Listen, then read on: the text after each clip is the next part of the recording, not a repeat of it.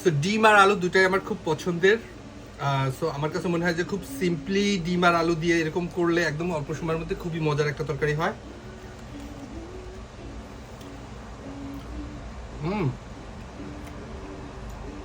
Very nice, simple is great. আসসালামু আলাইকুম।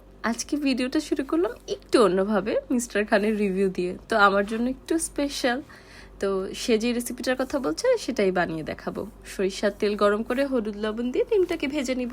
তারপর ওই তেলেই গোটা গরম মশলা দিয়ে পেঁয়াজ দিয়ে ভেজে আদা রসুন দিয়ে দিব। তারপর হলুদ মরিচ জিরা ধনিয়া দিয়ে মশলা কষিয়ে আর আলু সিদ্ধ করে রেখেছিলাম সেটাও দিয়ে দিব, যাতে ঝোলটা গাঢ় হয়। আর এই যে ভেজে রাখা ডিমগুলোও দিয়ে দিব। এই যে আলু সিদ্ধ করে তো দিয়েছিলাম, এই জন্য ঝোলটা গাঢ় হয়েছে। আর যখন একদম হয়ে আসবে, তেলটা উপরে চলে আসবে, তখন ধনেপাতা দিয়ে দেব। এই তরকারিটা খেতে অসম্ভব মজা। আর ঝোলটাই আসলে শুধু খাওয়া যায় এরকম। তো আল্লাহ হাফেজ।